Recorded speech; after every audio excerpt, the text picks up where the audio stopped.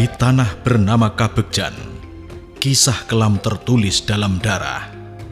Sebuah kerajaan berdiri megah, dibangun di atas sumpah leluhur dan dipelihara oleh kebijaksanaan seorang raja yang dicintai rakyat.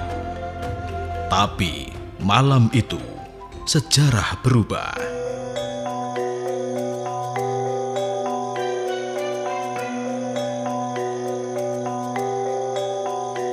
Malam itu, suasana lebih tenang dari biasanya. Suara hewan malam bersautan menghiasi seluruh ruangan kerajaan Kabegjan.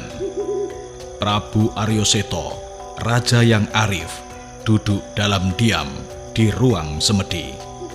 Ia tidak tahu bahwa malam itu akan menjadi malam terakhirnya.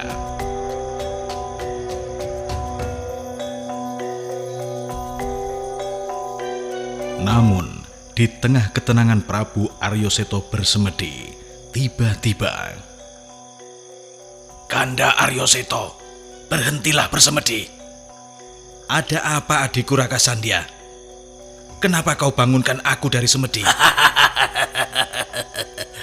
"Ada apa? Malam ini, aku harus hapuskan semua kegundahanku. Aku harus wujudkan impianku menjadi Raja Kabegjan." "Oh, rupanya kau menyimpan niat tidak baik padaku, Dinda." Tentu Aryoseto. Aku telah lama menyimpan dendam ini karena aku yang seharusnya menjadi raja. "Dinda Raka Sandya, kenapa kau tak menerima takdir dan malah berpikir untuk mengkhianatiku?" "Takdir? Takdir apa?" "Dengan caramu seperti ini, kau berkhianat padaku, Dinda." "Ini bukan pengkhianatan.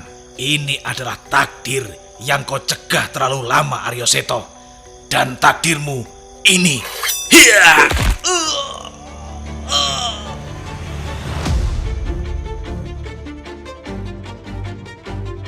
Tiba-tiba, Raka Sandya mencabut keris dari pinggangnya dan menusuk perut Prabu Aryoseto. Prabu Aryoseto tak sempat menghindar. Keris Raka Sandya menghujam perutnya hingga tembus ke belakang.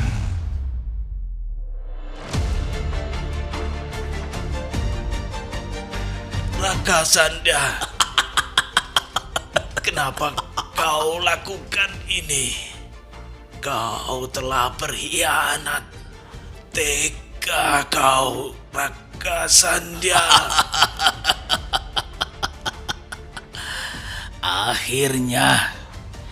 Akhirnya saat ini tiba. Bertahun-tahun aku diam. Bertahun-tahun batinku terluka karenamu, Aryoseto. Tapi malam ini aku yang akan jadi raja. Akulah raja. Akulah sekarang raja kerajaan Kabegjan.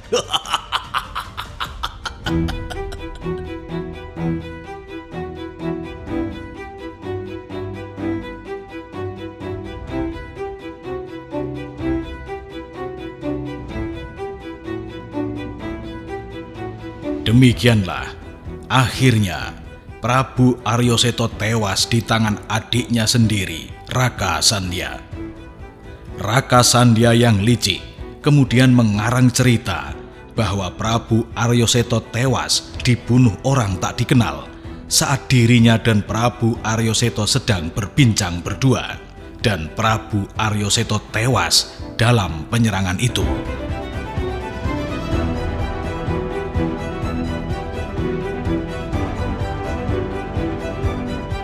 Kabar terbunuhnya Prabu Aryoseto segera tersebar.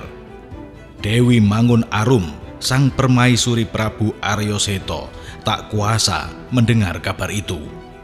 Dia yakin bahwa suaminya tidak mungkin dibunuh orang tak dikenal. Dewi Mangun Arum paham betul siapa yang berbuat. Ini pastilah Raka Sandya sendiri yang telah lama mengincar tahta kerajaan.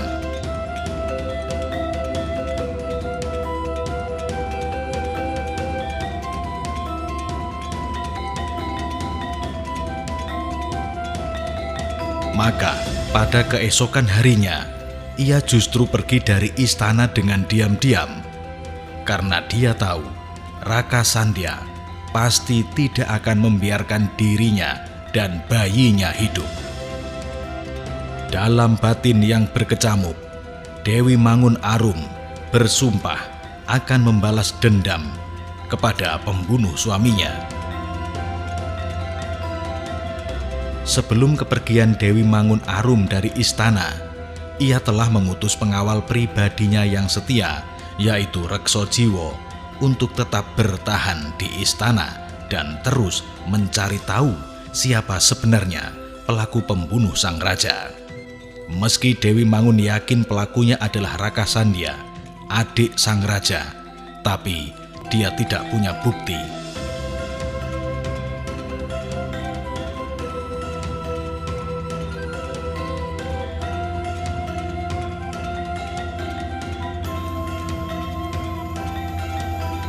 Rekso Jiwo menyetujui dan siap mencari tahu pelaku sebenarnya dan berjanji akan mencari Dewi Mangun untuk mengabarkan nantinya.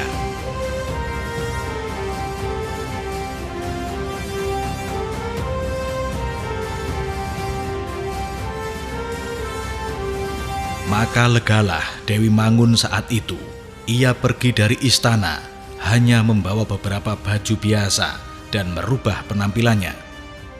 Tekadnya bulat, ia harus membesarkan putra semata wayangnya, Lingga Prana, dan harus bisa membalas dendam.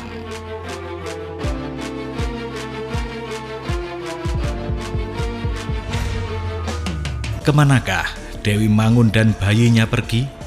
Akankah orang-orang Raka Sandya bisa menemukannya?